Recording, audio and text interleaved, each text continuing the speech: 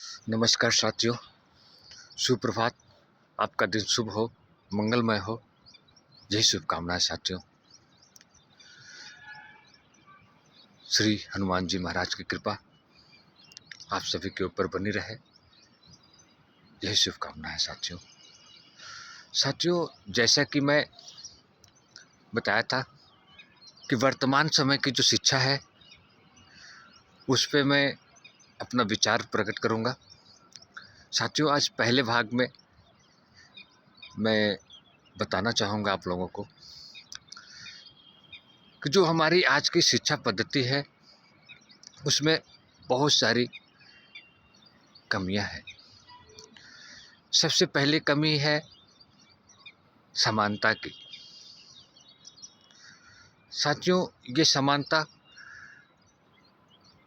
भेदभाव जातिगत नहीं है,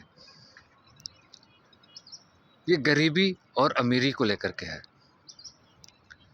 क्योंकि जो अमीर वर्ग का स्कूल है साथियों, उसमें हर जाति के लोग पढ़ाई कर रहे हैं, और जो गरीब वर्ग का स्कूल है उसमें भी हर वर्ग के लोग पढ़ाई कर रहे हैं साथियों। लेकिन जो गरीबी और अमीरी का असमानता है साथियों, उसको भर पाना बहुत ही मुश्किल है। क्योंकि जिस स्कूल में एक गरीब का बच्चा पढ़ रहा है साथियों, उस स्कूल में अमीर का नहीं पढ़ रहा है। जिस क्लास में पढ़ रहा है वो क्लास एक ही रहता है साथियों, लेकिन शिक्षा अलग अलग दी जा रही है। ग्रामीण स्तर की अलग शिक्षा है, शहर की अलग शिक्षा है साथियों।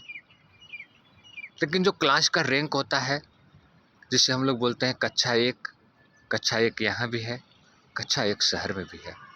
लेकिन जब कभी हम तुलना करेंगे साथियों, तो जो शहर में पढ़ने वाला बच्चा है वो हमेशा अव्वल दर्जे का रहेगा। कारण है कि जो ग्रामीण स्तर पर शिक्षा दी जाती है उन शिक्षाओं में बहुत सारी कमियां हैं साथियों। योग्य शिक्षक तो रहते हैं साथियों, लेकिन उनकी संख्या कम रहती है। प्राइमरी में जो टीचर आते हैं साथियों, वो बहुत सारी परीक्षाएं पास करके आते हैं, और कुछ लोग आरक्षण पे भी आते हैं साथियों। ये दोनों जगह से शिक्षक की नियुक्ति होती है प्राइमरी स्कूलों में। प्राइमरी स्कूल किस्मत के भरोसे है साथियों। अगर वहाँ पे कोई अच्छा टीचर आ गया तो उन बच्चों का भविष्य संवर जाएगा, और कोई दूसरे किस्म का शिक्षक आ गया जिसको मोबाइल से प्यार है, राजनीति से प्यार है और अपने टाइम पास से प्यार है, तो उन बच्चों का भविष्य अंधकार में चला जाएगा साथियों। क्योंकि प्राइमरी स्कूलों में जो शिक्षक होते हैं अधिक से अधिक 2, इससे ज़्यादा अगर बात कहें तो कोई सहायक अध्यापक रख लिया जाता है। इससे ज़्यादा कहीं भी प्राइमरी स्कूलों में शिक्षा की व्यवस्था नहीं की गई साथियों। ये चिंता का विषय है कि आजकल प्राइमरी स्कूलों से बच्चों की संख्या घटती जा रही है। या तो प्राइमरी स्कूलों को पूरी तरह से बंद ही कर दिया जाए, उन बच्चों का भविष्य क्यों खराब किया जाए जो केवल टाइम पास करने के लिए स्कूल जा रहे हैं। मेरा गार्जियनों से अनुरोध है, वो अपने बच्चे की प्रतिभा देखते हुए और अपने अंदर कुछ ऐसा प्रोत्साहन करें, कुछ और मेहनत करें कि वो कुछ ऐसे स्कूलों में अपने बच्चों का एडमिशन कराएं जहाँ पे कम से कम सुरक्षित वातावरण मिले और सुव्यवस्थित शिक्षा मिले।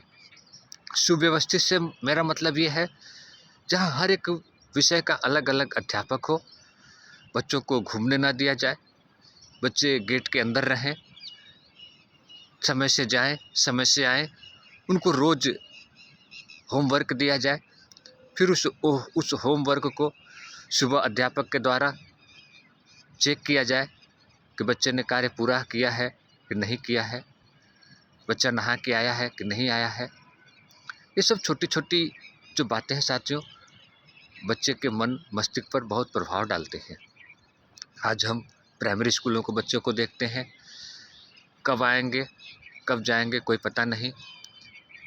स्कूल में टीचर आए हुए हैं, वो कुर्सी पे बैठे हैं, मोबाइल देख रहे हैं।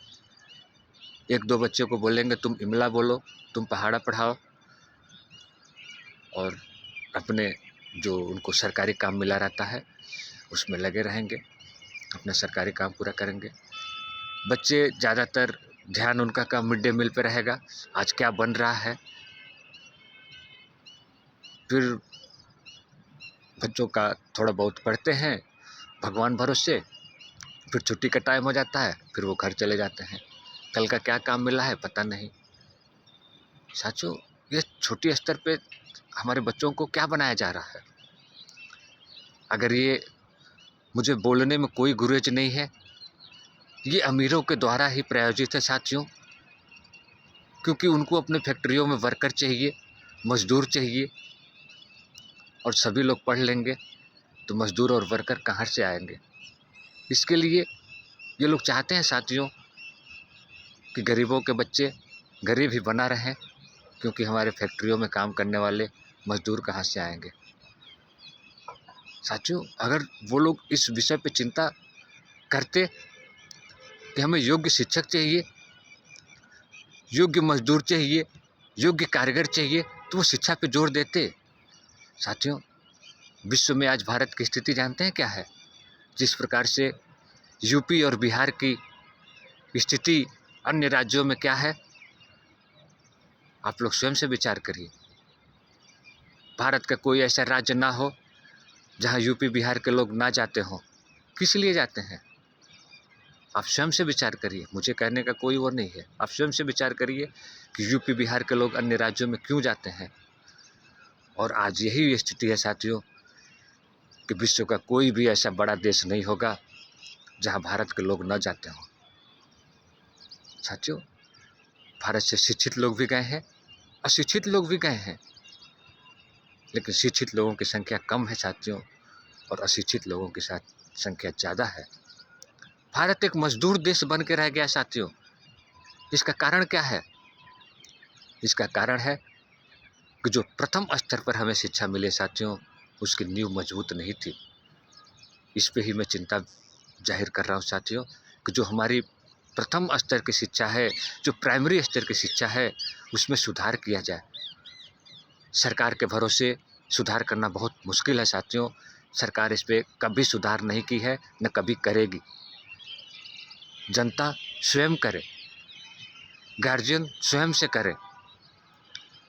साथियों, दूसरे भाग में मैं फिर आपसे मिलूँगा। तब तक के लिए सुप्रभात, नमस्कार, आशीर्वाद, राधे राधे।